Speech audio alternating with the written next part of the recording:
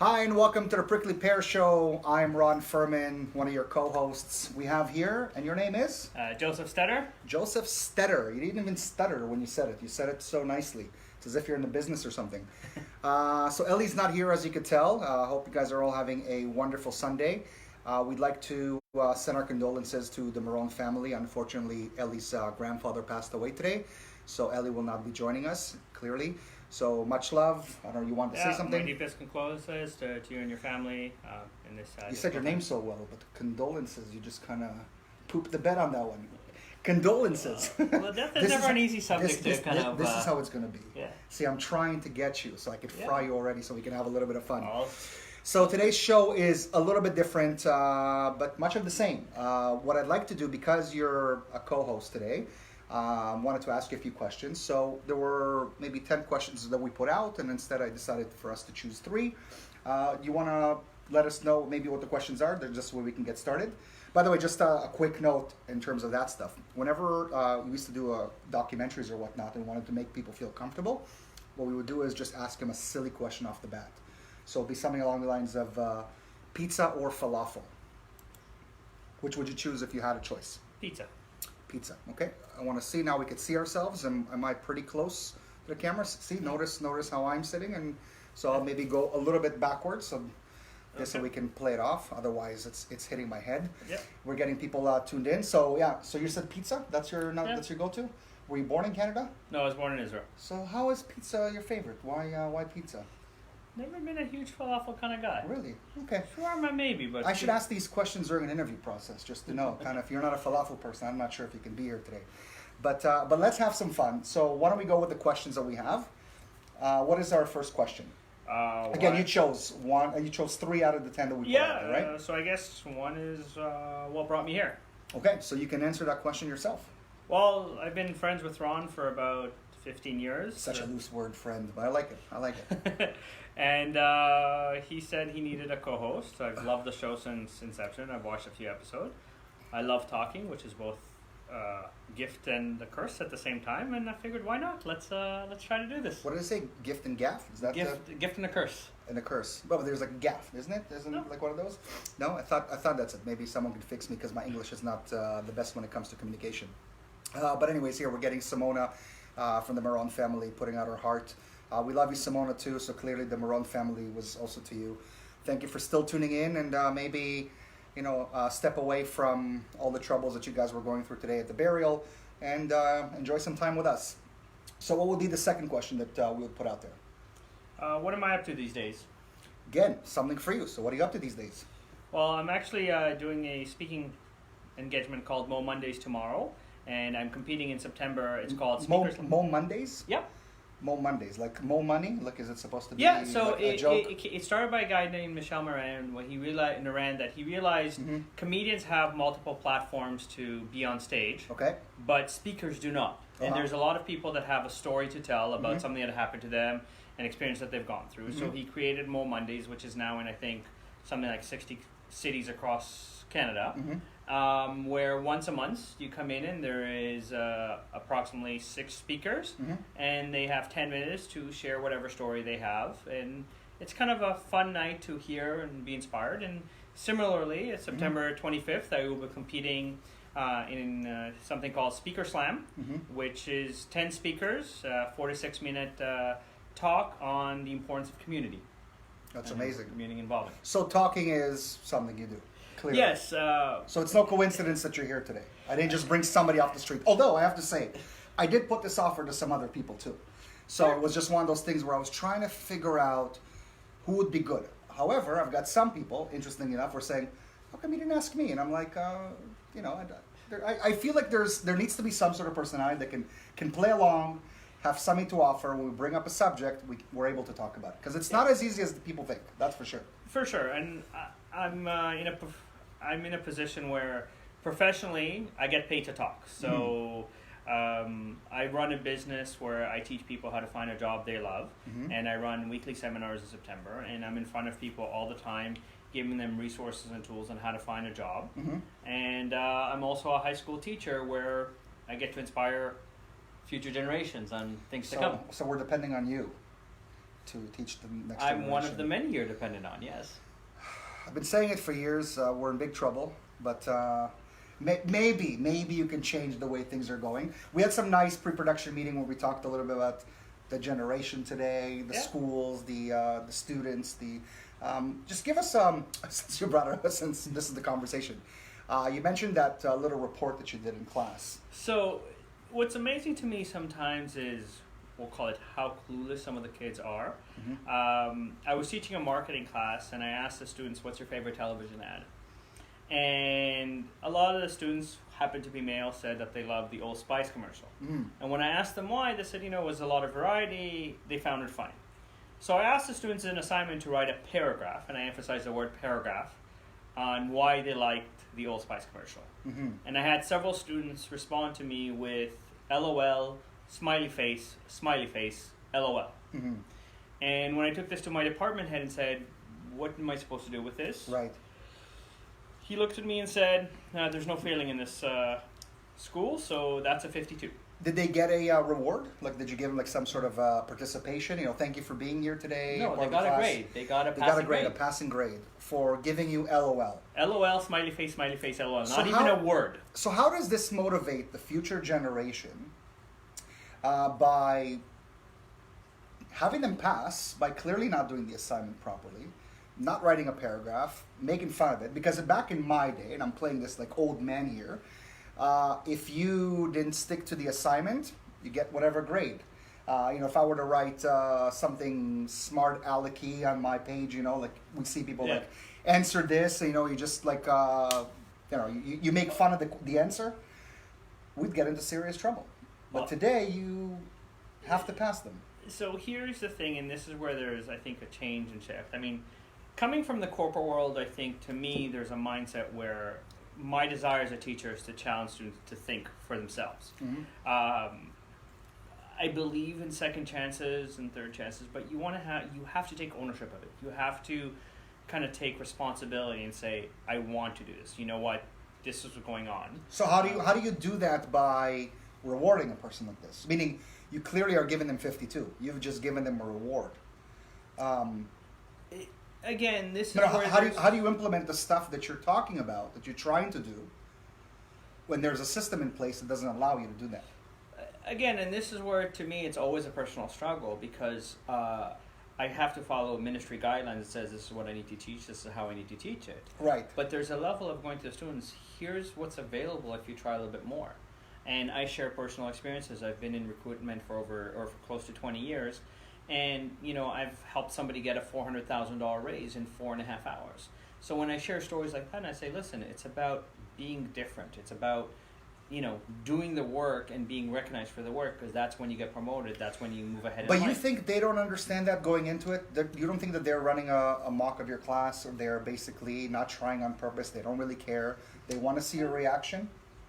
Because I'm listening to you. Listen, similar to how this show started, there's a lot of, mental health issues, and it's become a huge Are you trying to say this show started because of mental health issues? That's not how the show started. No, but I'm saying that this is something where you don't know what's going in the background. So there's a level where I try to kind of give everybody the benefit of the doubt. You know what? According to the research I've done, there's as many as 35,000 students per night in I think it's in Canada, about 7,000 in Ontario that are homeless. Right. Daily. So they're coming to school, right, but they're homeless. And I'll stop you there, just because you're giving me amazing facts, and it's great, and we have to recognize that there are those that don't have the same opportunities as some of us. Yeah. But clearly, that person that's writing LOL, loved it, or just making a mock of it, I don't think that has too much to do with his state of mind in terms of his income or whatnot. It's clearly somebody who is making fun of the homework. Well, here's what I'm going to give you for an example. Because you sound like, oh, well, we really need to understand the situation. It's like, I get it. You can have that talk, but you kind of know those students in class that are just playing around. Yeah, but some students are disengaged because they don't connect with me as a teacher. They don't connect with the subject matter. They don't connect with whatever it is that maybe. For example, I was teaching summer school, and I asked students to pick a song, any song that they want that they can connect with. And with the exception of one student, all of them picked a song about difficulties that they're going through, hardships that they're going through. Cool. And what was astonishing is that they all could choose any song that they want. There was no restriction on it. And they had to explain to me why they connect with the song. What was it about the song that makes an impact with them, or changes their state of mind, or inspires them. And they all pick songs about the hardships that they're going through, the difficulties that they're going through. I get it. Again, I'm very understanding. As clearly you said, the show started off that way, but no, I get it. But there needs to be more. Like when we were younger, people would push us more. They would, expect. There would be more expectations. And today, as a teacher, as a tutor, I see a lot of the parents literally let the kids control things. They get it their way, and it's like, well, we're kind of going through a divorce right now, so you need to understand. And it's like, I get it, but this kid also understands that he needs to improve. He also needs to understand that his mom is paying me a lot of money. He also needs to understand that he has to take some sort of responsibility, and it can't just be about that. And I'm noticing that a lot of people are, sort of petting their kids and treating them almost like an animal, as opposed to, like a pet, as opposed to, hey, when you're going to be 20-something, you're going to be dealing with these struggles, and if you're not ready for this, if you're not prepared, then you'll be in bigger trouble. And because the real world is not like that, and you know it. You work in the getting people job field, right? And again, it's amazing to me, how quickly people gave up. Oh, I sent out this many resumes.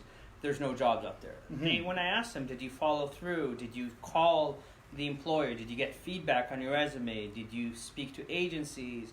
There's always oh no, I had a bad experience here, or I had this. And so we're left with this mentality that, there's a sense of entitlement. Yes, that's definitely a problem that exists today. But there's also a level where there's things that need to be changed in the way that we're communicating. There needs to be a change in how, let's say, the approach is, because recognizing that not every student will be excited about, let's say, a math class.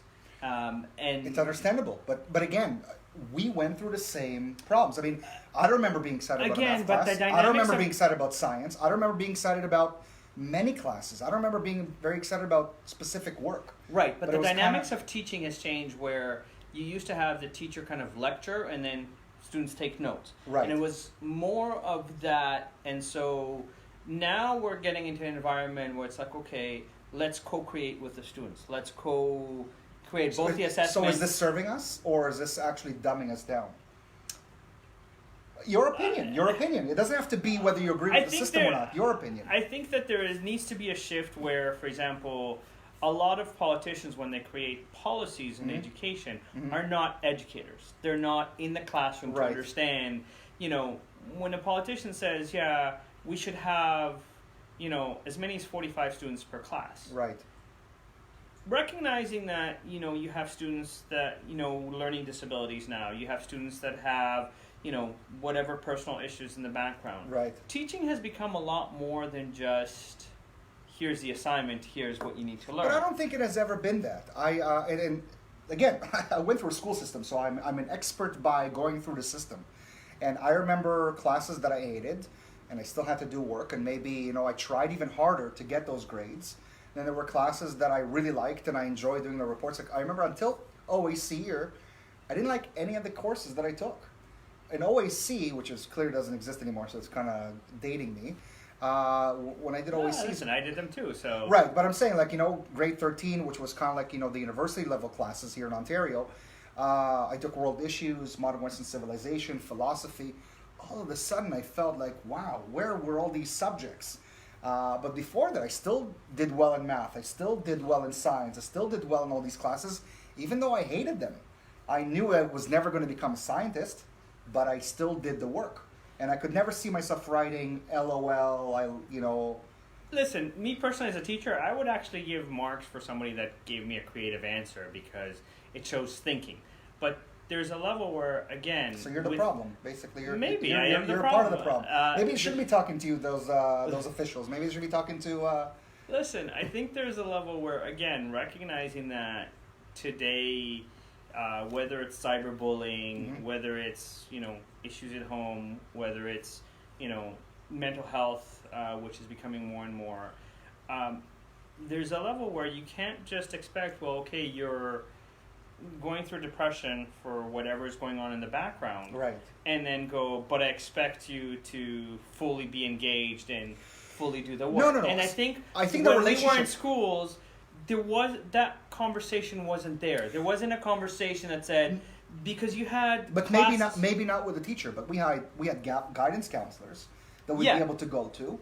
And then if it was a big issue, then they would go to your teachers and they would explain to them the situation. Now I get it. Clearly, there are a lot more problems today in terms of society, and all of us being on our phones and having to answer. Like if you don't reply to a text within 5 to 10 minutes, you're either dead or you don't care about this person, right? Well, that's the perceived notion. Yes, that's the reality today. But at the same time, I think we're kind of going overboard. Like, well, we need to understand every kid and everything they're going through. Yes, but at the same time, as a teacher, you're there to provide them the information, and you're there to assist them in some ways to get the grades and understand the material. But similarly for adults, listen, you have to take ownership. Right. There's a level where, for example, let's use one of the most common topics in the world, health. Mm-hmm. Every human being on earth knows how to lose weight. Right. It's not that complicated of an equation. Right. Make healthier eating choices. Right. And exercise a little bit. Right. Now, to what degree and to what extent will affect how much you can lose or release weight. Right. But the formula becomes, but I really like my cheeseburger, or I really like cheesecake, and so forth. And there's a justification of, like, for me, myself, I've always yo-yoed with my weight because I've been an emotional eater. So when something really affects me, I tend to eat. Bring me back to the subject, because you're kind of losing me a little bit on where we're going with this. Again, I'm basically saying that it's not like the awareness to go to the teacher or to the guidance counselor to say, this is the problem. It's not just the education, it's just that there's so much going on in the background right now that education is only part of the entire equation. It's communication. But it's always been. I mean, we've gone through times where people, knew that there's a war happening and their parents are not home and they're working. And, today, people are seeing their kids or spending time with their kids more than ever before. You're seeing a lot more involved dads than you've ever seen. I remember growing up, my dad would work and he would go to school. I'd barely be able to see him, and my mom worked as a nurse. And when we moved to Canada, things were very difficult. So everybody had their problem. But I'm saying, as a teacher, you're kind of like a parent from 9 to 3, which is you probably see the kid more than the parents do. And it's somewhat, I believe, as a teacher, your responsibility in some ways to get them on the right track and to understand them better, but at the same time have expectation. So when you're seeing that LOL about a subject, that clearly they're not doing the assignment, they're just trying to fool around, they should be called out for it and not be rewarded for it. Again, but there's a level of, let's say... Maybe I'm being too rough. Maybe I'm being too rough, but called out is my opinion. Very aggressive because you don't want to embarrass the kid either. But there's a level of you have a conversation... Well, he clearly, when he put out LOL for an assignment, what was he trying to get out of it? Was he trying to get you to laugh with him? Was he trying to get you to... Again, hey, we're homies. What was he really trying to? There's a lot of conversations that occur outside of the classroom with students and trying to figure out what is going on with them. And you can't really say one size fits. As a tutor, you have that one-on-one time to get to know the student, to actually understand. I'm interested in this sport, so let me tie in the tutoring to that sport. Correct. Yep. As a teacher, you want to give examples that are relatable, that kind of are real life. Right. But when you have, let's say, typically speaking, a teacher has between 3 and 6 classes that they're teaching, depending on whether it's semester or non-semester. So when you have 90 to 160 kids that you're teaching, right, it's very hard to connect with all of them.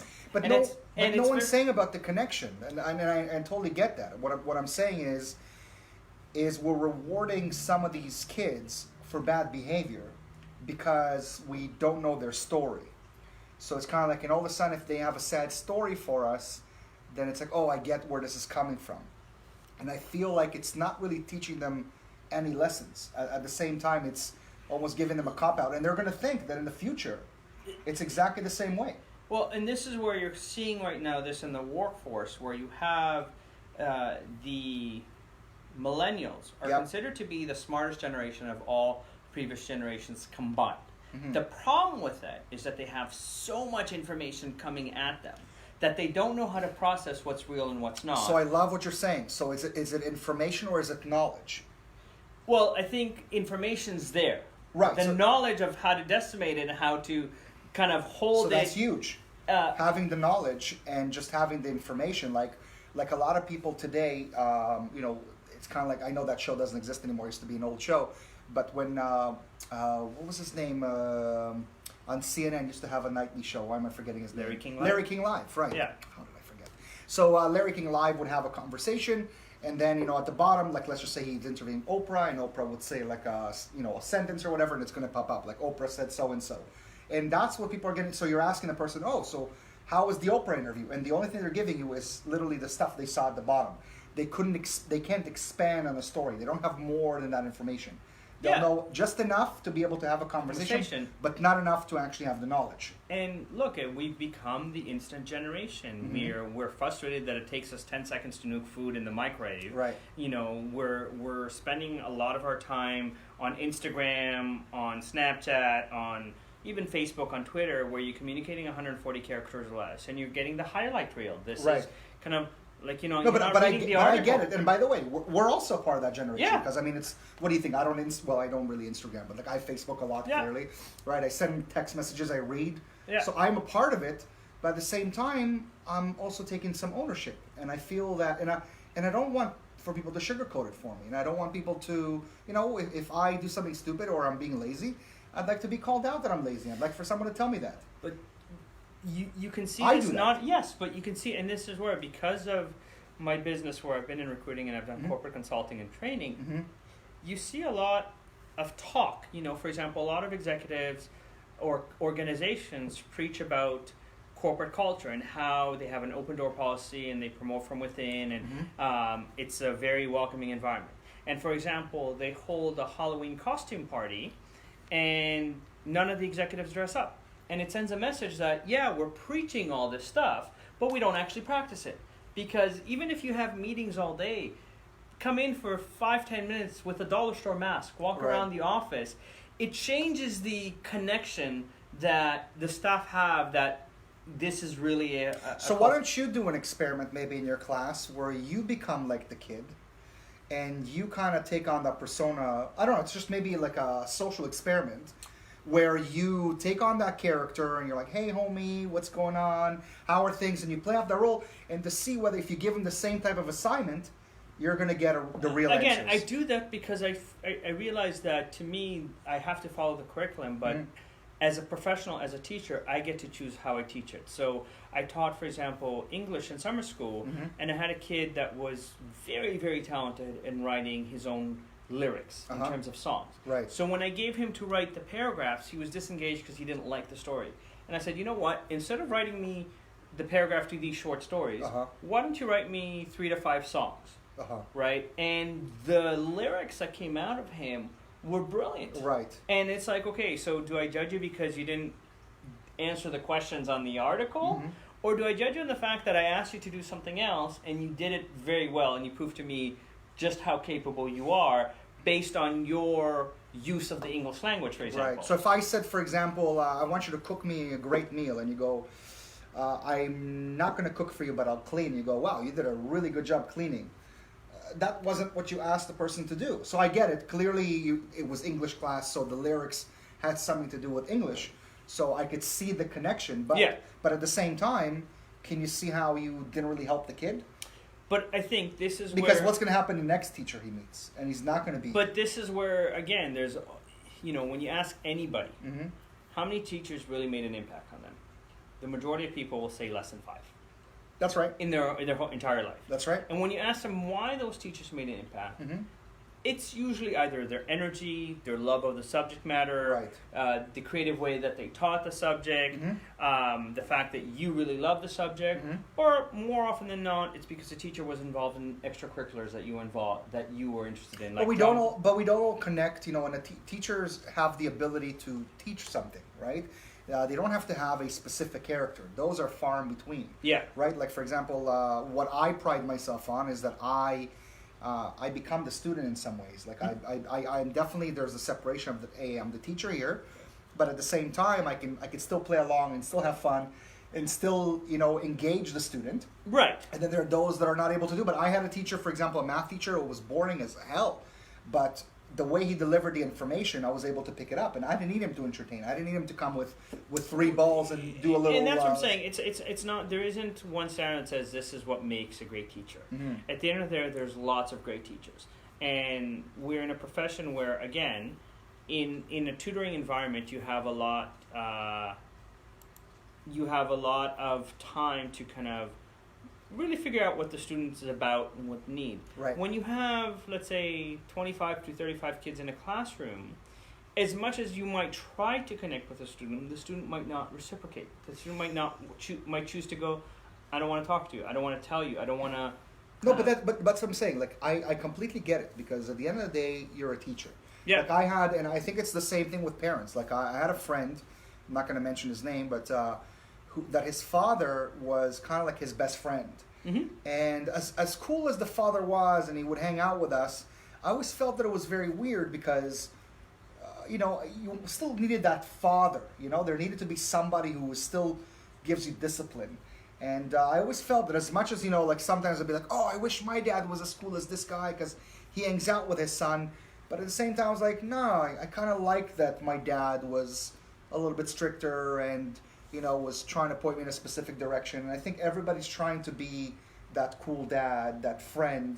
And I feel that's where kids are losing respect for their parents because of it. And again, maybe this is my perception on things, but this is what I've noticed. Right, but this goes much, much further into, let's say, sports, where kids, it's everybody gets a trophy, everybody gets participation. Absolutely. I'm not for that. Listen, myself included, I think that my failures in life have made me smarter, stronger, better, because I've learned. And I've learned this is the mistakes I've made. This is how I can improve on it. There has to be a balance between allowing kids to fail, but also supporting them in a structure that goes, failure is part of life, but here's how you grow from it. Here's how you become better. And so how are you doing it as a teacher by giving them that 52? Again, that was a particular school. That was a policy Okay, at that school. It's not across the board. Gotcha. That it was Gotcha. that particular school. But I hear more about it. So, anyways, we're kind of we're stuck on this one subject. Give us your opinions. Just a funny example about this. My friend had a joke. I'll give him a shout out. Is Elad Schaefer, and the other. It's like when I was a kid, I try to be good at sports to get rewards. Now I just buy them. Because I'm an adult, I can just buy those things, and it's kind of funny because that's where the society that we've become. It's like people don't earn things anymore. It's almost given to them. And I feel like it's shaping us. But nonetheless, so we're going to go into a subject right now that I've been wanting to talk about for quite some time. And it's a personal experience, but clearly it's going to open the doors for a conversation. So the subject is doing something for money. You just said you're a teacher, you got to make money. Where do you draw the line between, like, if you had a job that you didn't agree with? So, for example, if you're a vegan working as a butcher, right? There's something to be said about a vegan that's working as a butcher, and that person will say, "Well, I gotta feed my family." I kind of get it, but at the same time, maybe you should have chosen a different profession, right?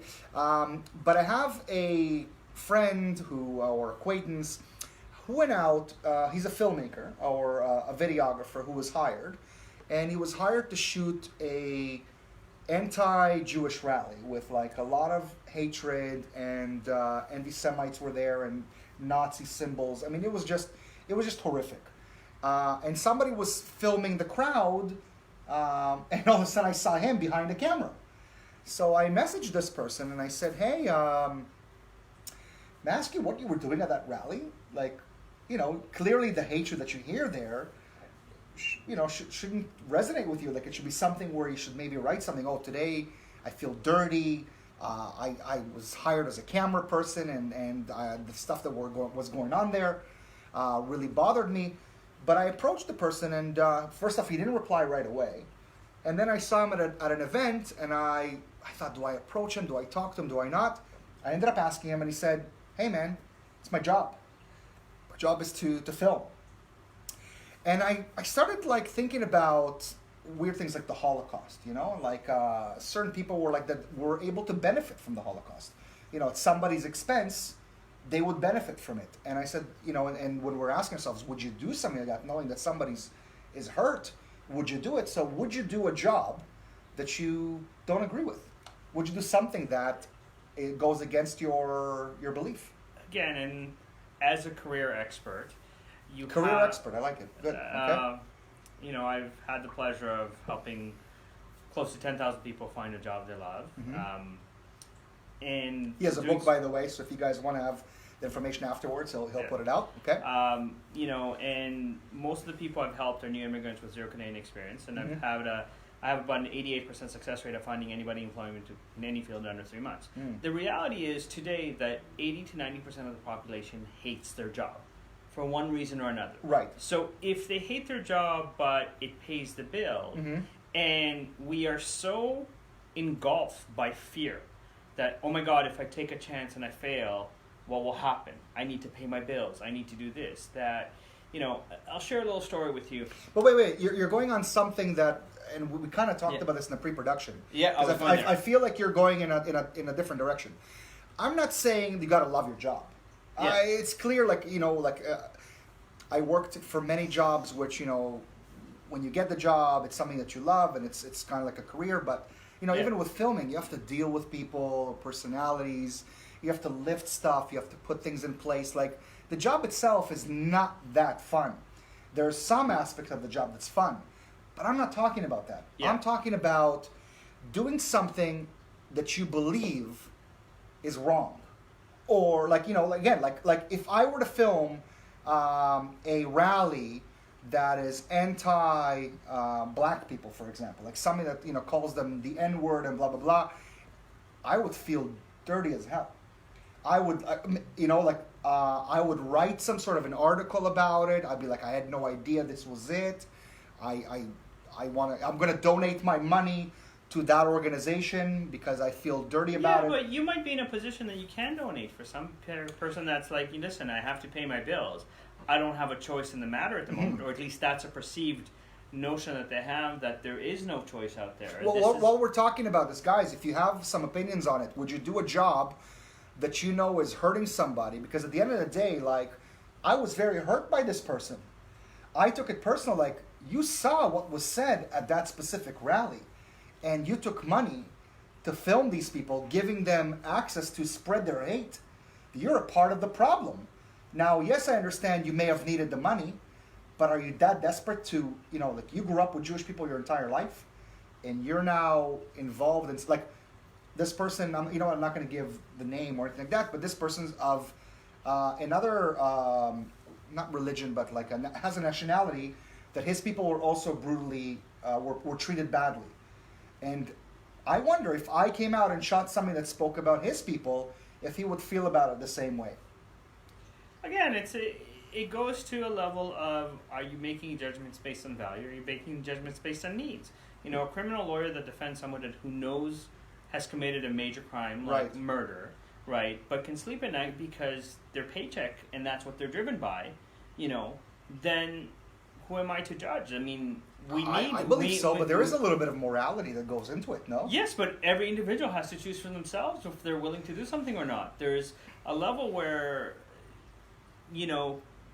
there's enough hate, there's enough anger in the world, but at the end of the day, there's also a lot of desperation. There's a lot of people that operate from fear, operate from that desperation that, oh my God, I have to pay the bills. Oh my God, I don't know what to do. I'm stuck. I'm scared.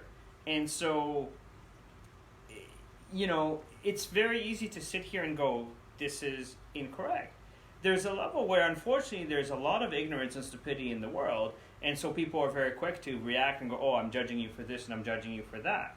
But similar to how we started this conversation, you have no idea what's going on in the background.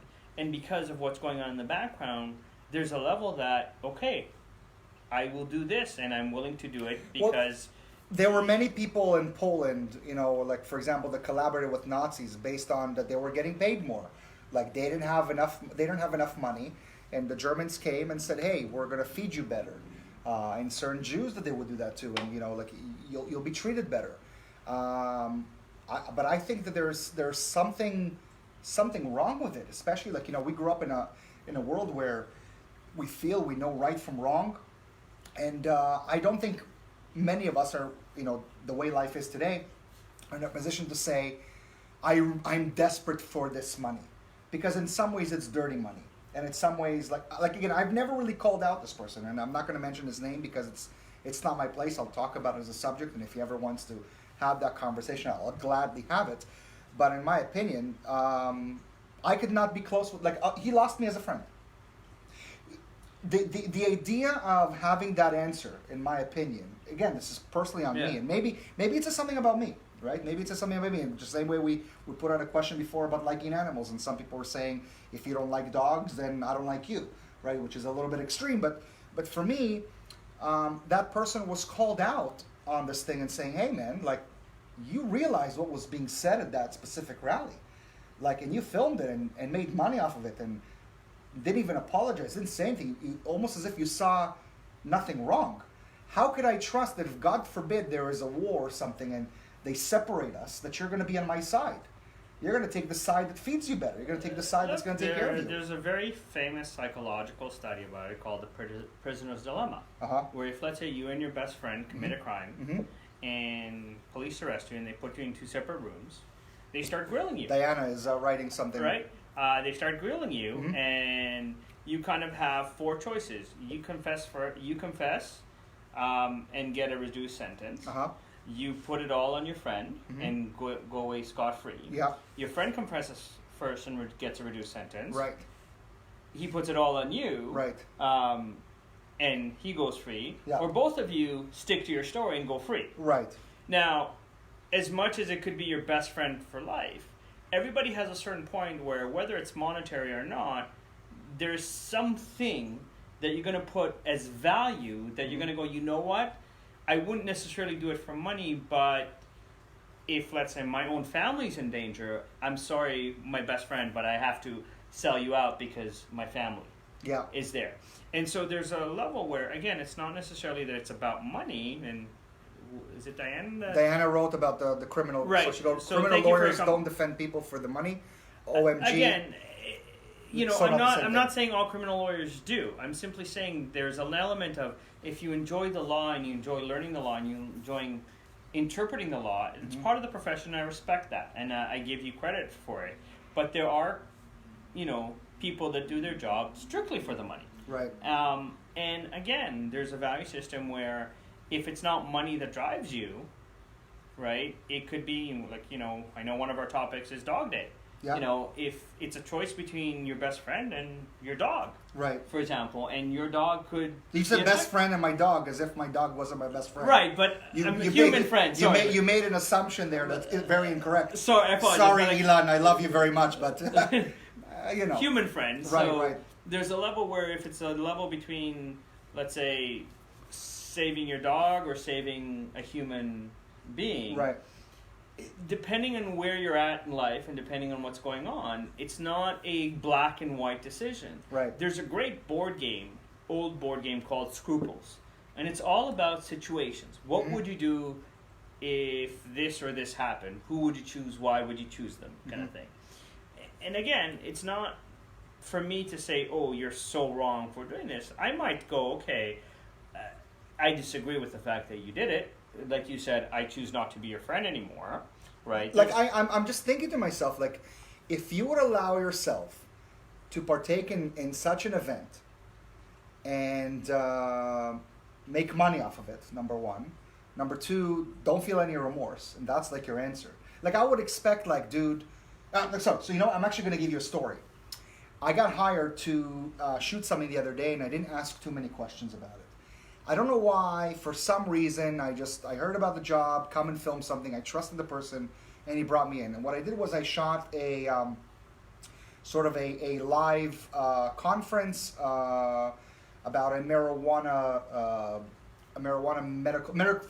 marijuana.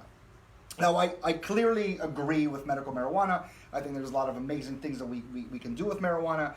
But let's just say they were talking about legalization of marijuana or something like that. Like, it's not my place. Like, it's not, how I feel. And somebody saw me, like, what were you doing at, like, a marijuana facility?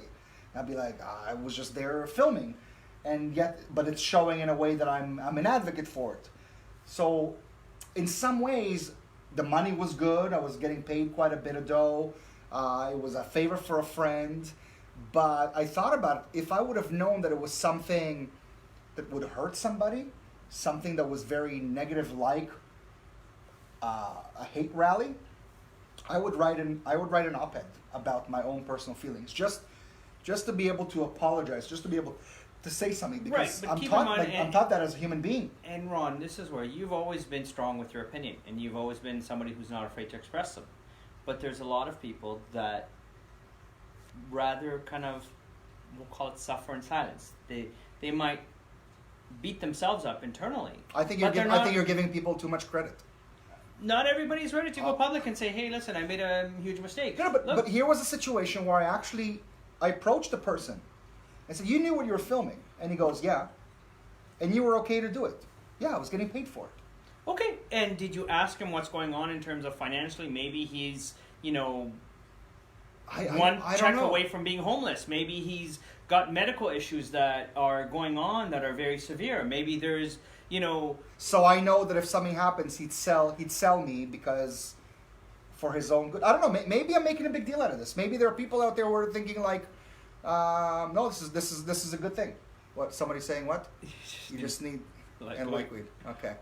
No, but you're understanding where I'm coming from, no? That it's kind of, there's sort of like this moral issue that one should have. Look, but this is going back to what we were talking about, like, let's say education. Yeah. How your parents raised you, your own personal belief system. Yeah. Right? Affects there. So there's a level where we try to kind of project this is the best us. Right. When, most human beings want to be in a relationship, want to be with somebody that loves them unconditionally for who they are. When you're loved unconditionally, somebody accepts you, acknowledges you, and appreciates you. Okay. Now, there's a level where, again, just because somebody had this upbringing doesn't make them a bad person. It just means that they have a different way of seeing the world or understanding something. There is always going to be people that go, "Oh, I dislike this," or there's. So in your opinion, I mean, clearly this is why I'm asking. Should I be upset with this person? You have the right to be upset from a perspective of your value system.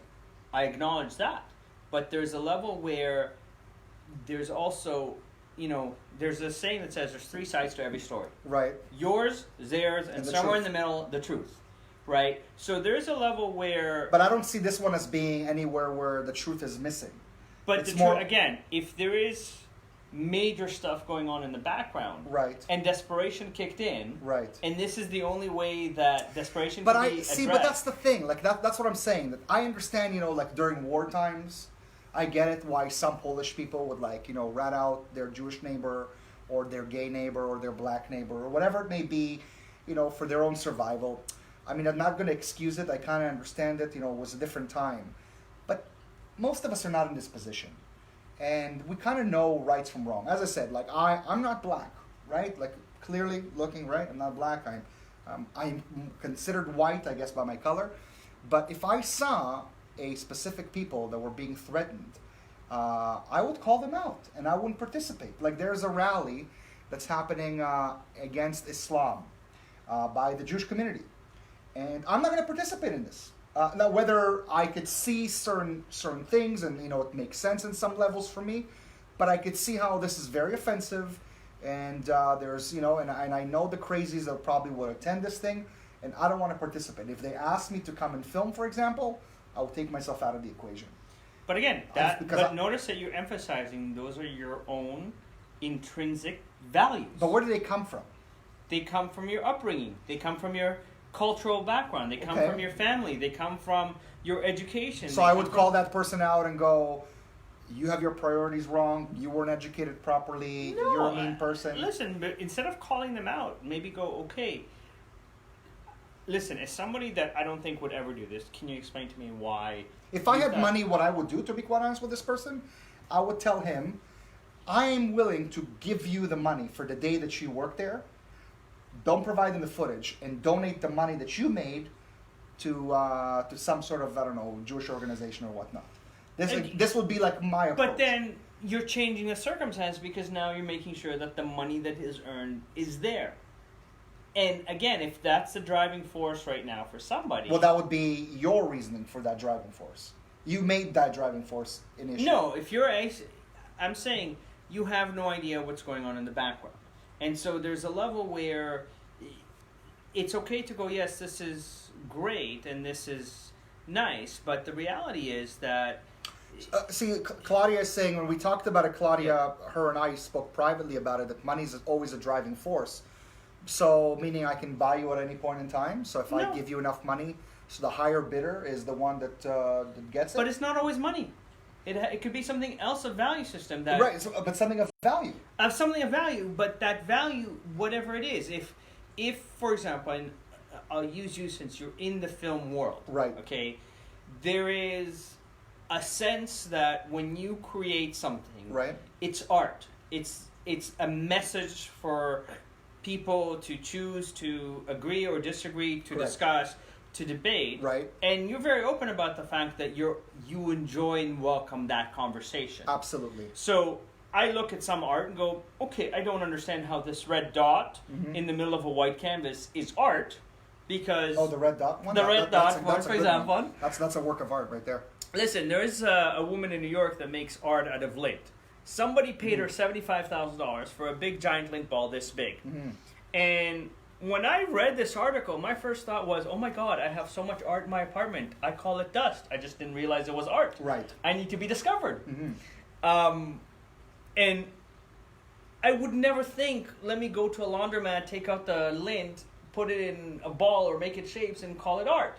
Because that's not part of what I've been raised or taught should be considered art or is part of the art realm. You probably have the lint from your toes. Do you think that would be, no? That's a little gross, but there's a level where some of these new art forms that are coming out, listen, if it moves people and people can connect with it, more power. That doesn't mean that I have to like it. That doesn't mean I'm gonna. I think that the fairy dust. This this. Everybody has the right to choose, and I love it. Like, I think it's great, but at some points we have to draw some line, and I think that. Look, you know what? The same way that this person felt that it was his right to make money off of something like that, it's my right to say, I don't want you a part of my life, and I think you're a scumbag. And I agree with you. So wait, but would somebody say, Ron, you're being a little harsh? I'd be like, you know what? I don't care. Look, I don't want to associate with somebody who I know would sell me. Would go and support something so horrific. Like, even, when we're talking about politics before, there were candidates, for example, I was living in the States that didn't really represent my side. Like, there was a person by the name of Ricky Rubio, which I was a big fan of for specific things. But then there were other things he said, for example, when he talked about homosexuality or whatnot, that I didn't agree with him at all. So when people ask me, how could you support someone like that? I'm like, well, I can't support everything this person does. Like, I can't support everything, so I have to go with things that really matter to me right now.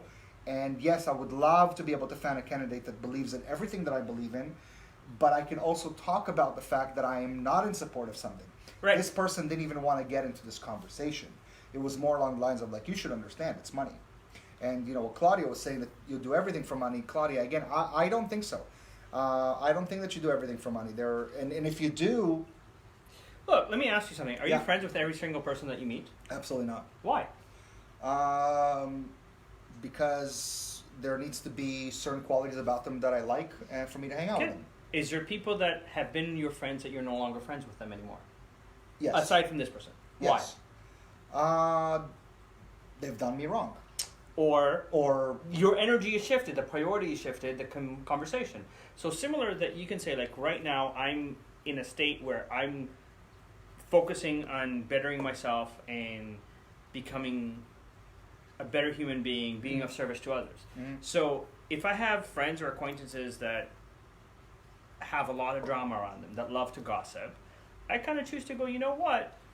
If I see you in a social gathering, I'll say hello, how are you? I'll be polite. Right. But I'm not going to go out of my way to go, let's hang out together, because I don't want that energy around me. Right, but that's the thing. But that's the thing. Okay, so you mentioned something great. So I'm, just today people were calling me the Thornhill 411. Okay. Right? Because I know a little bit about everybody and I know what's going on because I'm with it. I'm just, right. you know, I like to be in it. But I don't think I'm a gossiper. I don't think I also talk badly about many people. Like it's not the way I do things. Right. Now, if I have something bad to say, usually I just won't say it, and I just, you know, somebody would ask me how come, I'd be like, hey, you can be friends with him, but I choose not to, and I'm not going to get into it. But there's sort of there's that line when someone's a scumbag, right? Like there's certain people you can go, I would really urge you to stay away from this person. I'd really urge you to stay away from making this mistake. Yeah. Now it's based on my own experience, but usually those experiences is what makes the situation, right? Mm-hmm. Like, do you ever tell somebody like, hey, this person has screwed way too many people, I would be worried of them? Rarely. But there's the similar, listen, if you go and recommend movies to me or recommend restaurants to me, and they're not my taste, that doesn't mean I'm not going to respect you as a friend. I'm just not going to respect your choice of movies or restaurants. But that's a recommendation. I don't know if that's the same. Look, it's a fine line where, again, there's a level where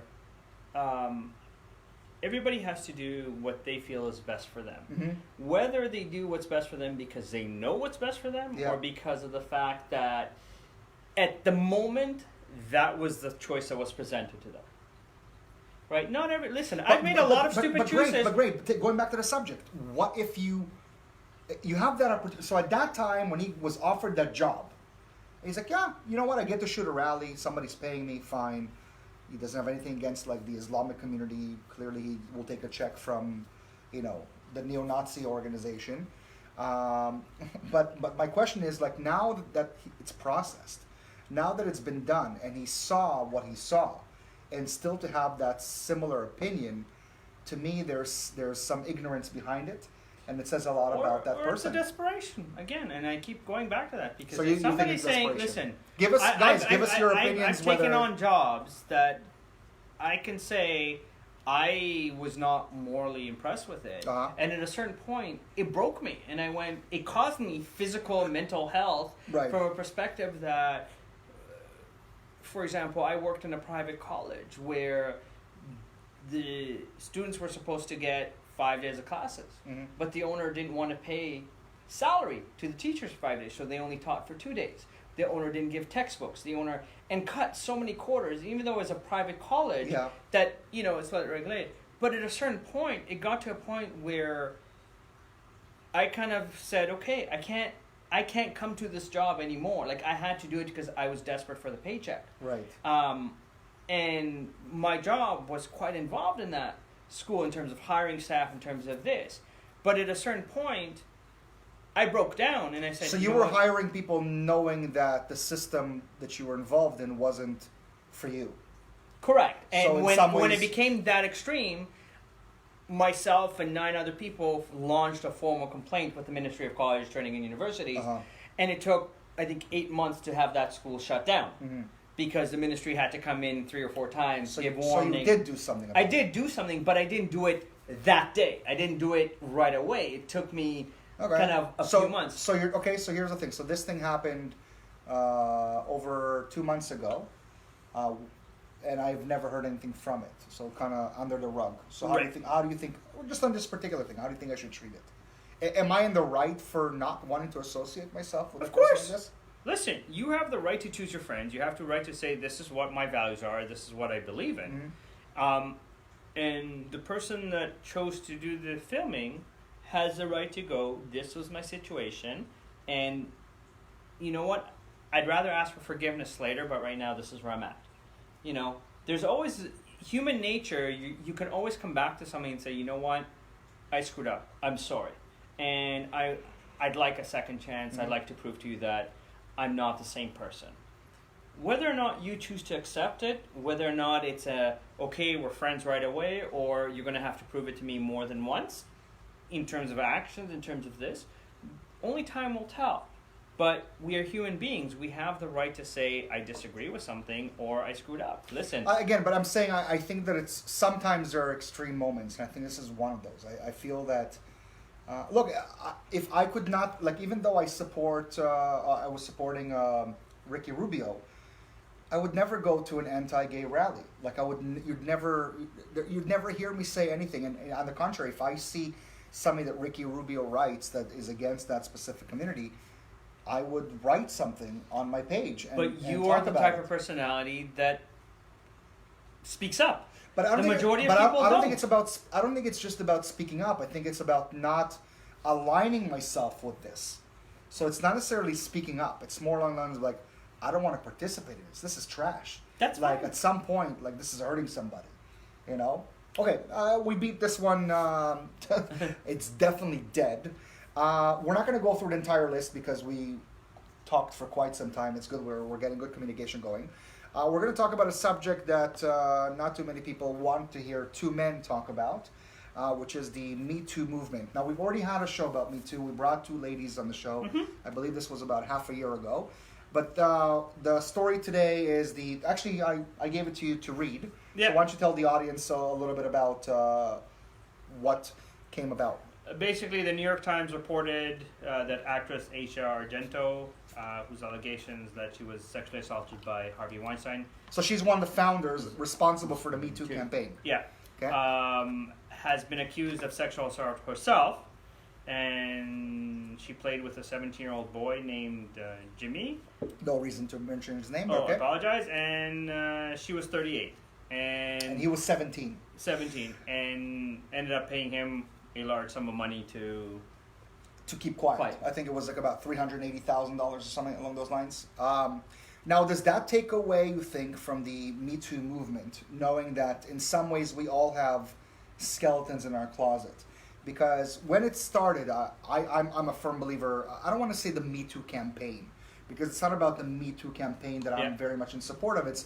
I'm in support of women's rights. I'm in support of speaking up when you're being abused, or if men are treating you, or vice versa, men or women. I don't think it's just for one or the other, but clearly women are more victims of it because men are a lot more aggressive, and they, whatever the reason is. I think it's silly, but I'm a big advocate for it. But do you think, as somebody who's the founder of this organization, it's actually hurting that specific movement based on the fact that they themselves have victims? No, because I think it's gone beyond the founder at this point. Like, think of and this is going through some of the courses I've done, but MAD, Mothers Against Drunk Driving, for example. Right. Very few people recognize and acknowledge who the founders are. This has become its own organization. Right. The Me Too, the starting point of going, don't be afraid to speak up, don't be afraid to say this is a social injustice, has become such that it's not about the founders anymore. But how would we feel if a mother from that organization, meaning a founding mother, ended up being a drunk driver and killed somebody? Would we feel about it the same way? I'm now comparing. Yeah, but again, and then are we going to say, why don't we take out the word mothers and why don't we just say against drunk drivers, right? Again, but here's the thing: because the organization has taken on a life of its own. Yeah. We don't, unless you really go on Google and kind of look up who are the founders and kind of keep track of the founders. It's strictly the organization right now. So we're not really holding one person anymore accountable for the organization, because the organization as a whole does so much good and so much... I don't know why I look much bigger than you. I'm looking at the screen and I look like I'm twice the size. Like, I don't know, the way I'm sitting, I have no idea. But anyways, I keep looking and I'm like, I have to move back to just join you at the same level. Go ahead. As we're talking about Me Too, I clearly had to interrupt you. So it's not the individual person anymore. So a lot of these organizations that started... Like, if you look at even a lot of the non-for-profits, we don't necessarily remember who the organizers are. We remember what the organization does. But does it say something? Does it say something about the movement in some ways? because when it started, we had the Harvey Weinsteins, we had like these, especially like many Hollywood elites. Still, I don't think all the names are out. I keep bringing the Clinton Foundation, but like, Clinton having all these relationships with some of these people. I think that we're sort of at a point where, how do I put this into words? We have to be smarter about the campaign that they're putting out and who is in charge. We have to like do our due diligence and say, look, this person is clean, as opposed to somebody who's got like something in their hands, like blood in their hands. You said listen, you made a very true statement. Everybody has skeletons in their closet. Right. But I've never slept with a 17-year-old. I've never raped anyone. Listen, I'm assuming you've been a high school kid and that you dated while you were in high school. So even though you were in the same age, technically speaking, by law definition, you did. No, that's not true at all. Why? What by law definition? If you had sex while you were in high school, you were underage. The person you were with was underage. No, but I'm underage, so it's not the same. Fair. How is this even an example? We're the same age. It's allowed. Right. I'm not an adult who's taking advantage of a little kid. I am of the age in high school, experimenting the same way. I've never forced myself on anyone. I've never done anything of the sort. My hands, when it comes to this, are clean. Yeah. Again, this is, I think, part of this, whether or not this person is the right representative or not. Right. It's part of also the communication. It's part of how it's presented. But my problem is that the Me Too campaign didn't even talk about it. Like, there was nothing that came out, or at least I saw, there was no hoopla about it. It was kind of like, oh, and by the way.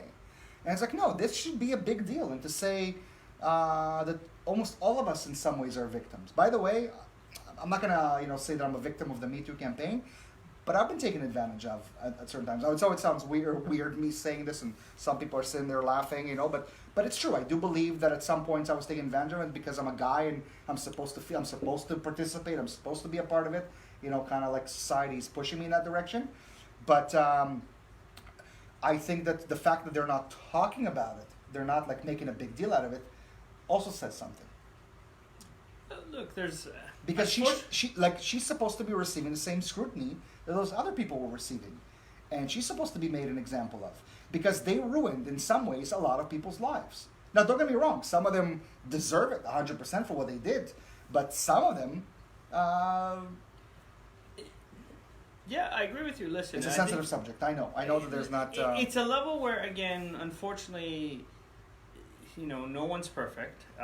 It's a level of, again, you see plenty of cover-up, whether it's athletes that brush it away, that they've had indiscretions, cheated on their wives, whatever the case may be. You see celebrities or people of power and influence that kind of do it. I think what it boils down to is our standard of communication. How are we communicating to make sure that, flirting at a bar doesn't become part of, let's say, a Me Too campaign? Right, but there's a little bit of a difference. We're talking about like actually like sleeping with somebody, like clearly somebody pointing a finger. I'll tell this quick story. I was once talking to a girl, a while back, and then she invited me over to her place, and I ended up coming to the place, but never ended up going upstairs. Something happened, I don't know.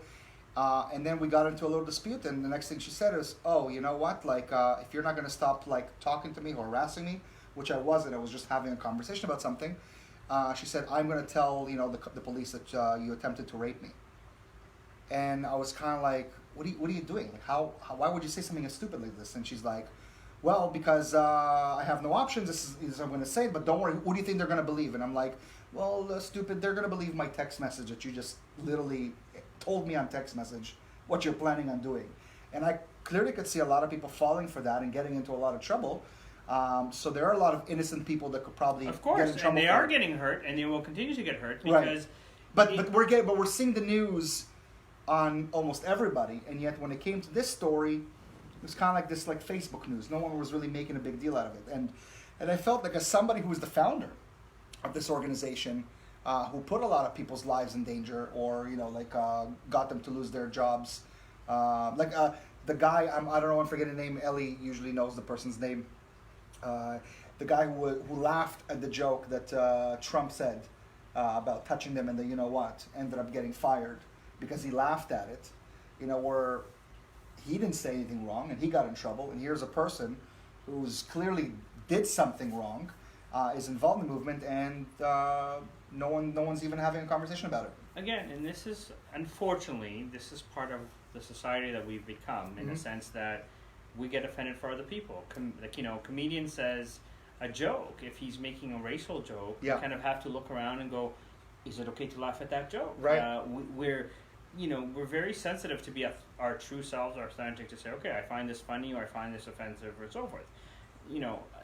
Unfortunately, we have to maybe crash and burn to create a new standard of communication, a new standard of authenticity, and a new standard of trust that goes, here's what it is. Because unfortunately, it's a situation where anybody can go, oh yeah, you did this, and just the accusation is enough, right? For example, right? Is there a double standard between the fact that this is a female who, according to the information he sent me, paid off this much money to somebody, a 17-year-old boy? Yes, there is a double standard, but there's a double standard in society for a lot of things. Yeah, but this is something huge. As I said, it's not as, oh, there's a double standard. And I'm noticing something about your approach. It's very political in some ways. It's in some ways it's not really looking at it from within. It's kind of looking at it from without. Listen, we all make mistakes. And I just feel like no. If someone's in trouble and like we'll call somebody out, then we should be calling out this person too. It can't be this. We just need to accept that it's double standard. Like I'm going to go back to my Israel conversation, where like Saudi Arabia and Iran and Lebanon and how they treat human rights, and yet if a Palestinian falls down the stairs, and a IDF soldier happened to be in the area, human rights violations are just going to come from the UN, and we can't just accept it. We have to stand up and say no, this can't continue. Correct, but there also has to be a level of the individual human has to make choices. The societal influence, the culture, the religion, the education system has to change. It's one person to start and to create awareness. Right. There is a level of the more topics are on the table and being discussed, the more understanding there is. The more there's a level of going, okay, now that there's an understanding, let's create a situation where we don't need to, we stop. I'll rephrase and say, we stop hating. We stop trying. Like, if I use the business world, North America is very much about competition. Okay. Let me beat the other person. Let me do this better. Let me do there. But the creator, the universe, provides abundance. If you are present to the fact that you're being of service and you're offering value, there's enough to do. Like, I'll use my level of expertise because I mentioned this earlier. You're taking me on a ride that I'm not sure I'm involved in. Bring me back. Bring me back a bit. So here's the thing. From the research I've done, right now in North America, there's 45 million people that are unemployed. Between Canada and the United States, there's 45 million people that are severely underemployed, i.e. have a university degree and work at McDonald's. And there's 10 to 20 million people going through some sort of education retraining. Okay. That's 120 million people that need help. Indeed, which is the largest job finding database, boasts that they have 26 million users. That means there's 94 million people that are not being helped or being served. So if I'm trying to help, let's say, 1 million people find a job, and if you want to kind of copy what I do and help 3 million, instead of me going, oh my God, you beat me, you made more money, I can go, you know what, we've both helped 4 million people. Shifting the mindset from, I'm going to compete with you, I need to take you out, to, we can work together, we can help more people. I think in that same thing in religion, the more that religion goes, listen, the 3 monotheic religions, well, all of the 6 religions that exist, 7th religion if we include Aboriginal faith, basically have the fundamentals that love yourself, love thy neighbor. be a good human being, and the world will be good to you. Fundamentally speaking. How that is communicated changes from one religion. Every religion says we're the best, the other religion are not as good as us, but there's a level of there. But it's a level of going, look, you choose to practice this, I respect you. But understand that as long as you have an understanding that there's other perspectives, there's other ways of looking at things, and to be informed and educated, not just blindly follow and go, I agree with this. I have no idea what is that. I have no idea where you took me. What does this have to do with our topic? I'm trying to say that, again, like the Me Too, listen, the movement was needed to create awareness of how much corruption there is. Okay. Right? The fact that somebody that started it had a discretion or not, at this point, I mean, you're starting the conversation. Whether or not this show, somebody sees it and it becomes viral and becomes more of a topic now, or it's swept under the carpet, becomes a realm of how are we communicating? Why are we not talking about certain subjects? Why are we kind of playing it safe with certain subjects and not bringing them to the light? Is it because it's a media influence? Is it because it's a societal influence? Is it because a religious influence? What is the source? It's not to say that your experience is right or wrong or my experience is right or wrong. It's just to say there's a level of shit happens, and sometimes shit gets blown out of proportion, and sometimes it's justified, right? But it's not, look, the fact that she's a founder, there's a lot of founders that have done a lot of stupid things, and some of them aren't. But there should be a conversation about that. It should be more in the limelight than just like, oh, this little piece of information. Because clearly that's the person that stood up and talked, and people believed, and they felt horrible for her. And meanwhile, she was the same person. Now, we're not talking about the same, like, Harvey Weinstein and what he did to her, and that's horrible. But, like, you should be held accountable for your actions also. And at some points, you need to go out, and you need to talk, and you need to apologize, and you need to go out there and say, or should we just kick her off and say, we don't want you involved with us anymore because you're clearly no better than the other person? But what you're saying is like, look, everybody's got perspectives. Look, everybody has ideas. Look, if you remember, this is going back about 7 or 8 years ago. Michael Jeffries was the CEO of Abercrombie & Fitch. And he flat out said, I don't want fat kids to wear my clothes because I only want cool kids to wear my clothes. Now, because this was such a public statement, he got fired instantly. And Abercrombie & Fitch stock went down 25%. It was brought to the attention of media, and so the discussion came about it, right?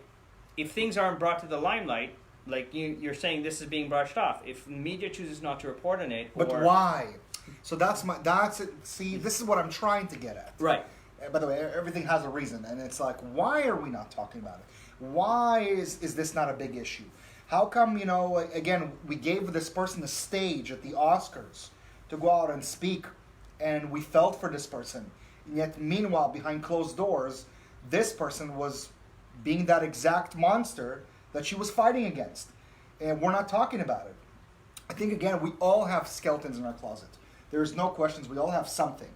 But I got to tell you, if I'm an advocate for drinking and driving, or against drinking and driving, I'm not going to be drinking. And if I'm going to be drinking and driving, my goodness, like, I deserve everything that's coming to me because I support this and I advocate. And for me to not follow it, there's something horrible about it that should become, more out there. And I would put out an apology, and I would go to every station the same thing and say, what I did was horrible, and I'd like to say I'm sorry. Please continue to support the movement. It's helping a lot of people.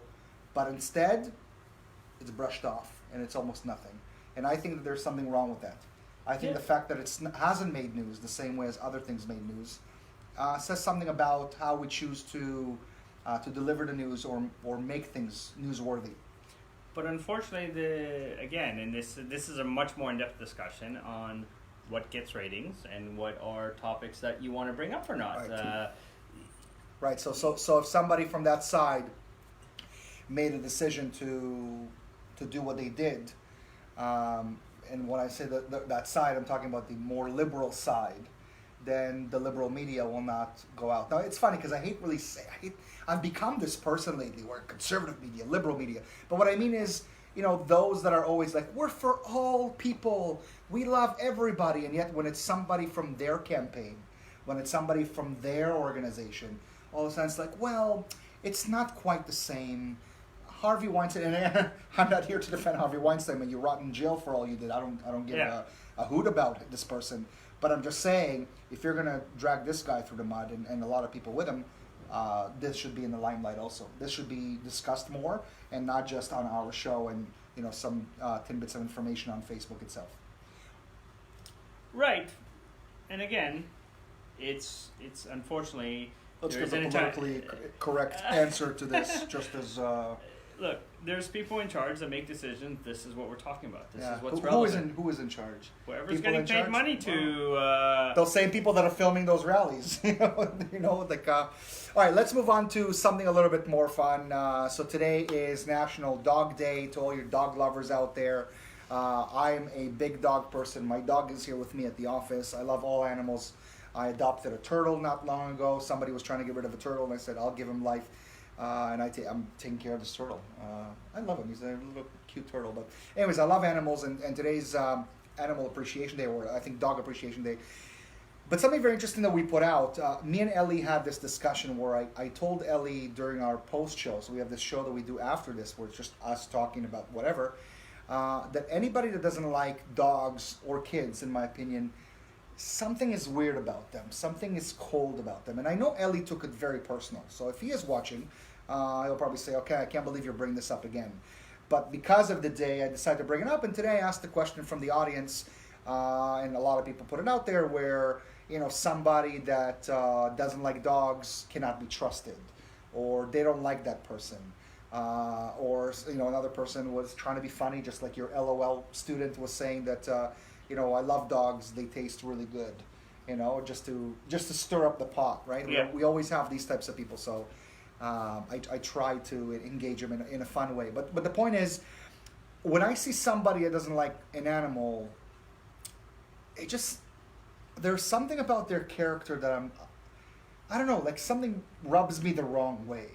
Because, I don't have kids, but if I see kids, I'm very nice to them. Yes, they're annoying and they have, boogers that are coming out and they're yelling and they're loud and obnoxious, but I don't see that about them. I see the purity of the kid. It's like, it's a sweet boy, and if anything, I might clean his nose, or maybe I'll play with him, or maybe I'll try to find a way to calm him down. And I don't have kids.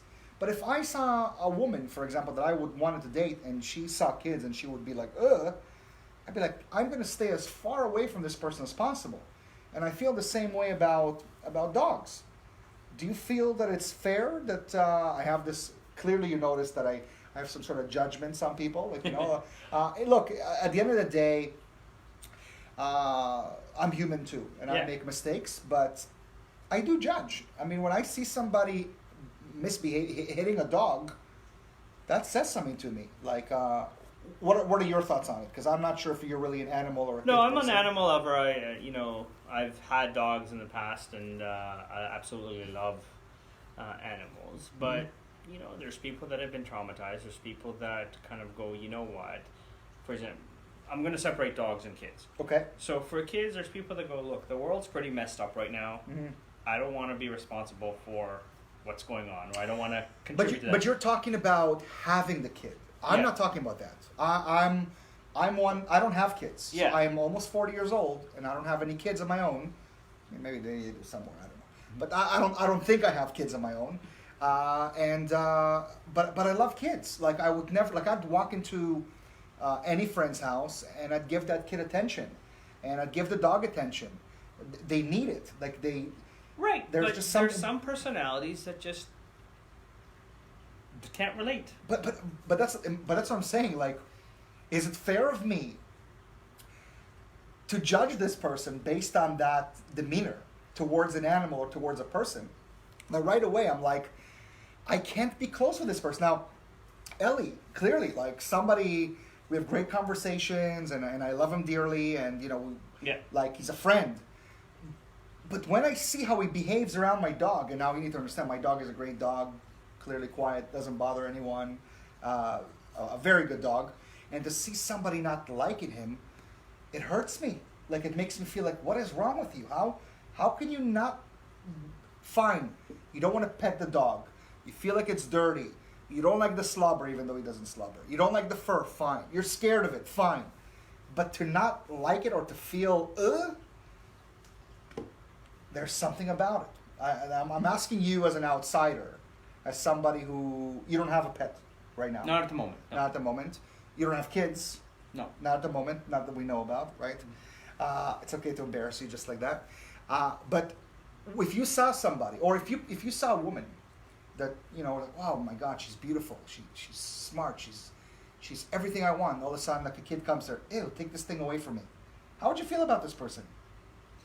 Again, me personally. Whether you want kids or you don't, it's got nothing to do with it. I think it has to do with it a lot because it's really. Yeah. If I don't want kids and I still saw my significant other treating a kid like, there is no way. That says, to me, it says something about you. There's something totally wrong with the way you're wired. Look, and here's where, again, this conversation is kind of going in circles because it's experiences and it's what you've been exposed. That's the point. Right, but here's the thing. Here's the thing. You have people that never grew up with that in their life, like never grew up with pets in their life, have trauma or fear, innate fears. You have people that, again, they don't relate. Like, for most people, they'll put their pet is kind of more than family, and more than in a sense that your pet's sick, you're gonna spend any amount of money. You don't ask any questions. That's right. But again, if you, for example, have been very career focused and all you know is business, you've never connected with that emotional side. You've never connected with that. But that's the thing. Isn't it something that's something that we already have within us? Like, I always liked dogs. So I didn't have a dog until 11 years ago when this beautiful baby came into my life. I didn't have dogs before. I didn't grow up with dogs. My grandparents, both of them had dogs. So I would see them and I would love them, but it was never mine. But I still, if I would have seen a dog, I would still be friendly to it. And as I said, like, I don't, like, my nephews, my ex-nephews, like, I had this love for them right away. Yeah. Like, I wanted to be there for them, even though it wasn't blood, and there was just something about it that I felt that, I feel like... the expression, fake it until you make it. There's a lot of people that will fake it for the sake of... Listen, my father, God rest his soul, for example, when we lived in West Africa, we had two dogs. We had a German Shepherd and a sheepdog. Right. Now, when he was a kid, a German Shepherd bit him. Mm-hmm. So he had an innate fear of German Shepherds. But I understand. But because of us living in Africa, and the dogs were also there to protect us, and because us as kids loved the dogs, he kind of smiled and said, okay, the dog's there. But when he goes to somebody else's house, especially if it was like a bigger dog, like a German Shepherd, there was a sense of nervousness for him. No, but I get it. So when you're talking about things like that, where like someone is scared of it, people have fear, I understand. I get it. Like today, I went to a friend's house, and my dog was there, and another friend came over, and she saw the dog, and she freaked out. I didn't bother like asking her about her story, but clearly she was afraid, so I didn't have that feeling about her where she's like, ew, she's a nasty person. Right. In my mind, I'm like, oh, I could never be with this person because I need someone that loves animals, so I can't be with someone that fears them because they're my companion. But I didn't have that feeling about them that, that they hated dogs. But there's certain people where they see an animal, move away, brush it off, not interested. And same thing with kids. And again, it's whatever. Look, we as human beings, we're meaning-making machines. We add meaning to anything. Someone says hi to you, you're like, oh my God, I hate this person. Because the way they say hi to you does not resonate with you. It's not the way you say. It's not. They didn't smile enough. They're, they didn't make eye contact. Whatever about their form of saying hi to you didn't connect. So somebody that goes, what if you ask the question? What if you go, what's your problem? Why don't you like dogs? And then they go, because a lot of people that I know would say the same thing about cats. Yeah. They would they would say, oh, I hate cats. I don't like even saying I hate cats. I'm not a fan of cats the same way I'm a fan of dogs, because my experience has been where they scratch me more. They're not as friendly. Again, my own personal experience. And I'm allergic. So I have already like the three things. However, I love cats. Like, I mean, I don't hate them. I just would prefer to have a dog over a cat, but I won't say that I don't like cats. Yeah, and I think that's it. That's all we have on it. No, listen, I love all animals. There's a different, again. So it doesn't bother you. Doesn't bother you. So if I come over and I meet your kid again, for the first similar time, to the conversation that we had earlier, okay, there's certain people that I'm not going to connect with, whether it's their communication style, whether it's the way they dress, whether it's some of their belief system that they have ingrained. Like, you mentioned the person that recorded a hate film that you're going, I choose not to associate with this person. Right. They could be the biggest dog lover in the world, but I choose not to associate with that person. If that's your choice, right, then okay, like. So it's all just about choices. There's no. It's all there about, is no real like something to be said about a person like that. Listen, there's obviously innate background things that happen. So you saw something and that something disgusted you so much that that image is burned in your head and you can't let go. So every time, let's say, you see a dog and you associate to that image, that image is so strong that you can't look past it. Same thing with kids. If you saw a video of a child throwing up or, a baby having a poop explosion or whatever, and that disgusted you so much that you're attached to that image beyond anything else. Well, clearly we don't have the time to sit there and find out the whys. Of course not. But at the same time, as I said, as people, there's... do you agree that there's some... that's my really question. Yeah. Do you agree that there's something to be said about someone that is not a fan of kids and or dogs? I think it says a lot about their personality, yeah. So there is something about their personality. There is. And probably there's a very big underlying... Ellie, the next time you're at the office... you're going to have to lie down and explain yourself. And maybe talk to me a little bit about your horrible experience with pets and why you don't like them. Why don't we move to just, kind of talking about, more fun stuff. So today is have your own luck day. So hopefully, some people are playing the lottery today. Cherry Popsicle came out today. I actually like cherry popsicle. It's funny. It's not one I would choose. But in Israel, we used to have like 3 amazing flavors that I would love. Yeah. One of them was the lemon. Yeah. Which was, there's nothing beats that lemon. Of course. At least in my opinion. The other one was the grape. The Israeli grape is just a really good Israeli grape. It's like, do you notice the grape here is very, very different? The grape, completely different taste. And the cherry. And the cherry, for some reason, I never noticed it was cherry.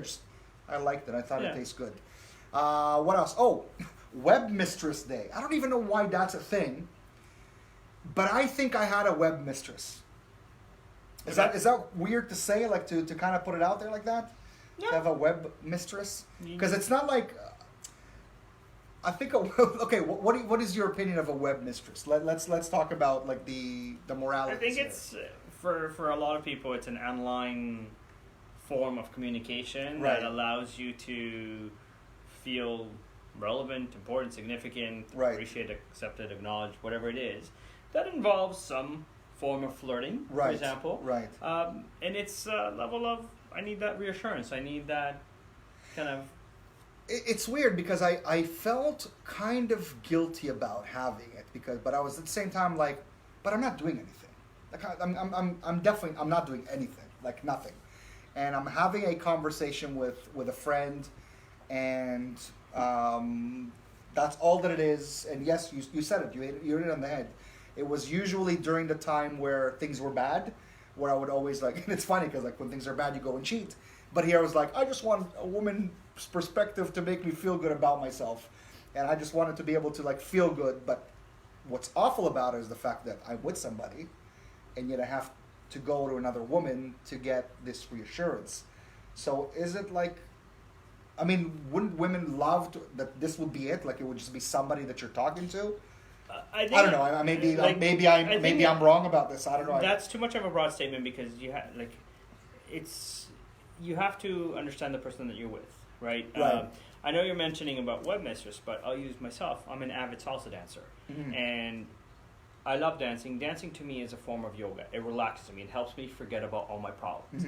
Now, as much as I do Latin dancing, which there is an element of sensuality and sexuality to it. I've seen you do it to pick up women too. To just like in the middle of a party, just like stop the day and hey, you want to dance? I'm in a committed relationship. I love my girlfriend. There's a level where she knows I go dancing to unwind, to work out, but I come home to her. Right. And I'm excited to come home to her. Okay. And to me, there's a disconnect between the fact that I'm dancing, regardless of the movements that I'm doing, and the element of flirting or cheating, because I'm also in clear communication with my girlfriend that I'm doing this in advance, and that she trusts me enough to kind of go, okay, go ahead and do that. Right. There's a level where I think both of us have a lot of female friends, more so than male friends. So there's conversations that sometimes it's easier to have, or conversations occur. But I flirt on a regular basis, and it doesn't matter. Like it's just a part of. So the how's that personality. different from a web mistress? Because I think a web mistress, and this is where I feel guilty now that I thought about this. You know, when I first saw that it's International Web Mistress Day, I was like, what the hell is this? And I was like,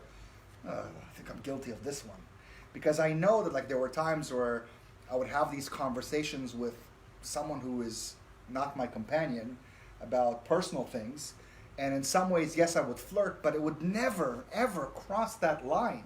Like I knew that line, but I made that line.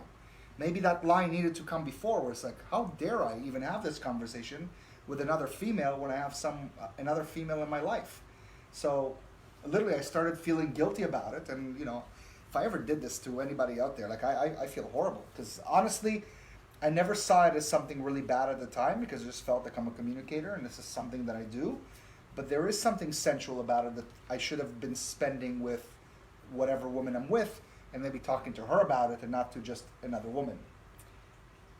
Again, I think it's a dynamic of the relationship that you have and the kind of communication that you have. Because if you have a communication that says, like, is it okay, like, I'm going to be spending time with this person. Right.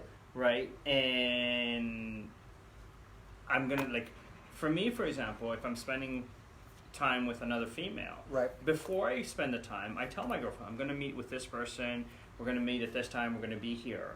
And then as soon as the conversation's done, I say, this is what we talked about, this is what happened, so that level of trust is always there, and there's not a level of, oh, I'm wondering what's going on right now, because I'm completely transparent when it comes to that kind of stuff. So there's a level of, okay, you know who this person is, you know that they're a friend of mine, you know that I speak to them if you and I, for example, are having difficulty communicating because I want a second opinion. It's very different than kind of going, it's okay for me to do it because I want to, right? And there's a fine line in terms of, again, most relationships today go bad because we start expecting things and we stop communicating. Right. And we're not being authentic when we communicate. Well, I understand where it came about. And I mean, I was clearly, like, at the time almost crying for help, and I think this was my way. But at the same time, like, I think that after seeing that, I said to myself, wow, maybe I'm wrong about this. Maybe I pushed the line. So I think it's never going to happen ever again. So it's a lesson that I learned. But again, I at the time when I was doing it, I never felt guilty because I knew that I wasn't doing anything. The same way that when you're going out to dance with another woman, yes, you're flirting, and yes, you're engaging, and yes, there's something about the chemistry, and sometimes you leave going, wow, like that person, there's something awesome about them. But that's as far as it goes. Like, it's kind of like you close the door, you go home, and you know, you go sleep with your wife or girlfriend or whatever it is. And you know, and for me it was like I needed to get that stuff out. It was almost my therapist was this woman, but in some ways, why would I share that with somebody else and not with the one I'm with? I think that's really where it comes down for me. Yeah, and again, I think part of it is that we're afraid to be open and we're afraid to be vulnerable because that's when we get hurt.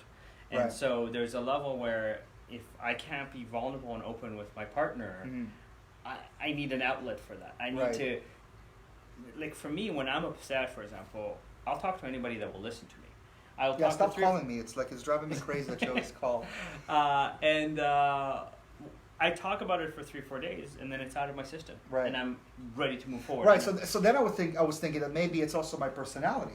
Right. Maybe there's a type of personality of people who need that, right? Like I know a lot of people who don't share anything. Like they don't share anything about their lives. They're very, very personal, and I'm one that clearly has a show that talks about certain things. So maybe it's a part of my personality. So maybe that that web mistress wasn't necessarily what it is for other people, but for me it was just like, this was my outlet. This was my place. Now thinking about it, I don't want to say I feel guilty, but I just feel like, okay, I learned a lesson here, and it's something I would never do again. But let's go into our last thing. We are going to be, on this Friday, we're going to the Fan Expo, myself, Ellie, and a surprise guest. And we're going to be filming there. We're going to have some fun with the people. We're possibly going to be wearing makeup. I hope I don't get any infections.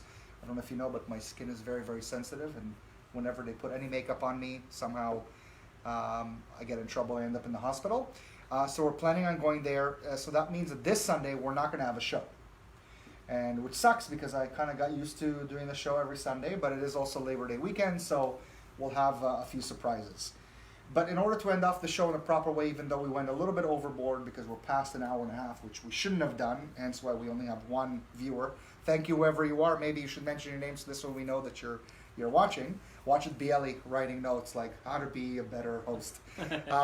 We decided to do like a joke, like to end off with a joke. Yeah.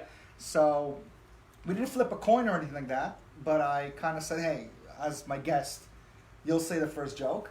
And we both have to listen to the joke and say to ourselves, you had the better joke. So the winner today will be the one who we both agree had the better joke. Fair. And literally, it's anything that we can come up with, anything off the top of our head. And I have plenty. I have really, really good ones. But I have one that's kind of, it's my go-to. So you have the stage. Why don't you tell him your joke just to end off in a proper way. Fair enough. So I've chosen to kind of do we'll call it business joke. So there's Of course a business joke. Why, I wouldn't expect anything like that. So there's a little old lady that walks into, let's say, RBC and says, I'd like to speak to the manager. Uh-huh. And they say, why? She goes, I have a lot of money. I'm thinking of opening an account here. Mm-hmm.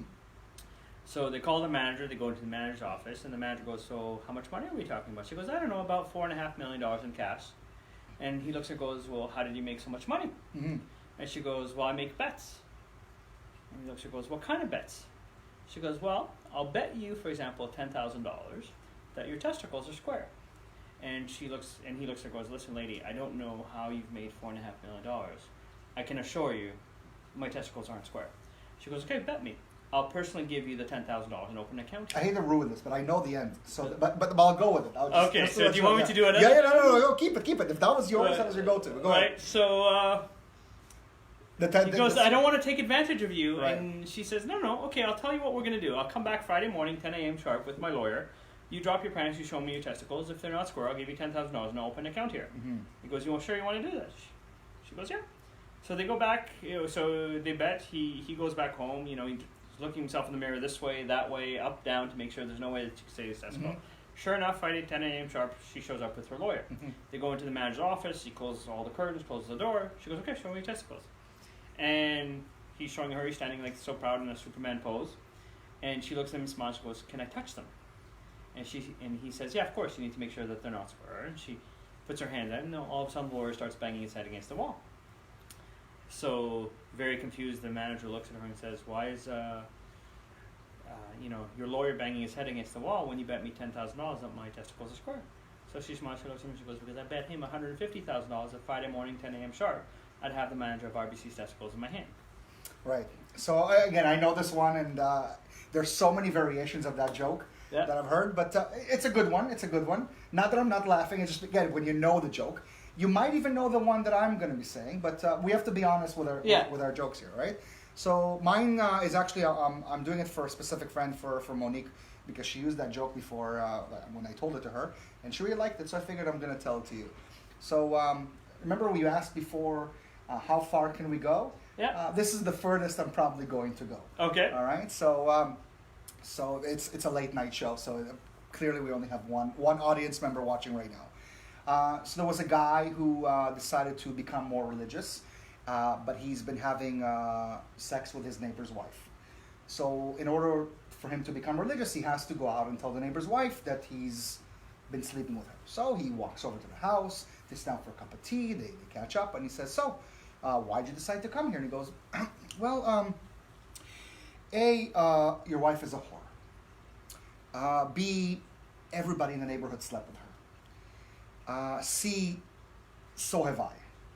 D, what do you think about C? So the guy sips his tea, looks around, says, A, I know. B, I don't care. C, she has AIDS. D, what do you think about C? Good. So you got a little bit of a laugh, right? Yeah. So this is like now it's funny because whenever you throw AIDS around, like for me it's funny. Now I don't know why, but like in jokes, whenever I hear AIDS, like it's the one that always gets me. For some reason. I don't know why. It's not like I'm making fun of AIDS, but for some reason whenever I hear AIDS, I have a smile. Because it's just something that I grew up with, and it's almost like this defense mechanism. So whenever I tell a joke about AIDS, for some reason it gets to me. So first off, be honest. Whose was funnier? I think because you know my joke. I give your idea. Maybe see. I would ask the audience, but clearly there's one viewer out there, and no one is talking. So it's just going to be you and I. We'll call it a tie. Call it a tie. We'll Listen, call it a tie. I think For at now, the end of the day, if you didn't know the joke, I think the impact would have been more because probably it has the same level of twist where you're kind of going with the unexpected of there. But I mean, that's the beauty of jokes, is that it gets you to think of subjects that are happening and why are they happening. So here's one, and probably the audience is not going to get this one. And the reason I'm saying this one, I was at 3rd Street Promenade, which is in Los Angeles. And there was a homeless person who came up to us asking us for money. Now, something to know about Los Angeles that not too many people know about this. There are many homeless people out there. So people thinking New York, no. Los Angeles has way, way more homeless people. It's just they're everywhere because they look like the average person. So there was a guy who approached us and asked us for money. And we said, what are you going to be doing for the money? Because clearly we're in an area where people are performing. So I'll tell you a joke. So this is, again, for a specific or particular type of audience. So this old lady, and by the way, I'm dating the joke, okay, because this happened. So, and you'll understand why. So it's back in the day. So this old lady decided she's going to get 2 tattoos, one of Evander Holyfield on one thigh, and the other one of Mike Tyson on the other. And she goes to the tattoo parlor, and he draws it out. And, because she's old and raggedy and all that, like you can't really tell what it is. So he's like, look, I clearly want my money back. This doesn't look anything like the characters. He's like, look, lady, there's a bar across the street. Why don't you go to the bar and ask somebody whether it looks like Mike Tyson and Evander Holyfield. And if it doesn't, I'll give you your money back. So the lady decides to go. She's looking for a person. Who the hell is she going to be showing her thighs? You're talking about a 9-year-old. And she meets one of the drunk people at the bar. She says, can I show you something? So she takes off her skirt, shows the one thigh, shows off the other. And she goes, so, does it look like Evander Holyfield or Mike Tyson? Is like, lady, to be quite honest, I'm not quite sure if it's Evander Holyfield or Mike Tyson. But I'm pretty sure the guy in the middle is dunking. To end off the show, good. So that one got you. That one's the winner. Okay, that one's the winner. So till next time, please join us every Sunday, except for this Sunday. Have an amazing Labor Day weekend. Can't wait to see all the pictures of all your wonderful kids going to school. Yay, grade 1, grade 2, grade 3. That's one thing that really pisses me off. Not that it pisses me off, but it's just like, come on already. Like, we get it. Your kid is going to school. Like, I literally wait for these days. But listen, I'm excited about my dog. I put him up, so why not? Shout out to all the parents. Good luck. Way to get your life back. Clearly, during the summertime, most parents did not have a life. You think that parents have a life during the summer, and it's amazing, but no, now they have to make sure that they're the ones educating their kids, taking the job away from you. So to everybody, have an amazing Sunday. On behalf of myself, Ron Furman, my boy here. Can I call you Yossi for the show? Yeah. So Joe, Yossi, Sam, Stetter. Yeah. Yeah, Yossi, just before, why don't you just tell them at the end where you're going to be, so this way people can get in touch with you about your event. So celebrategroup.ca is my website. And Celebrate Group? Yeah. Celebrategroup.ca. And and I'll be posting. The website will be going up live next week. I'm just in the process of redoing it, and all the events that I'll be speaking and all the seminars for job finding will be there as well, and on Facebook. You can find me pretty easily. Beautiful. And you want an audience to come out to this specific day. You want everybody to cheer you on. Yeah, so Thursday... 25th or something? Yeah, so Tuesday, September 25th, I'm going to be competing at Speaker Slam. The event's going to be held in Lululand Lounge. I think it's 1585 Dundas Street. There's going to be 10 amazing speakers there. You're one of them. I'm one of them. That's why you're saying it's so amazing. You're just 10 amazing speakers. No, the quality of the speakers. There's one guy that has won national poetry slam competitions. One of my friends and mentors, Armin Chafee, did his Elite Speaker Academy program. What do you get out of these things? Other than the fact that you share your message, there's money to be won and prizes from the judges that are worth a few $1,000s. Really? Yeah. Okay, I got to talk to you. I want to get in on this, especially poetry. I write a lot, but I never share it. So maybe it's one thing to do. So check him out. And again, what's the website? Celebrategroup.ca and Speaker Slam. You can look it up on Facebook. You can look it up online if you want to come and be inspired and motivated and really have an incredible night. Yossi, thank you so much. On behalf of myself and Ellie and the production crew, thank you everybody. Clearly there's nobody here. We'd like to say thank you for viewing. We had 2 people a second ago, and now we have 1. So thank you very much to that 1 viewer that's been watching us. Have yourself an amazing Sunday, and we look forward to seeing you in 2 weeks. Well, this was horrible. I know we're still on. Don't worry. Where is it? I don't have a blue. It's the same button. Oh, Press. finish.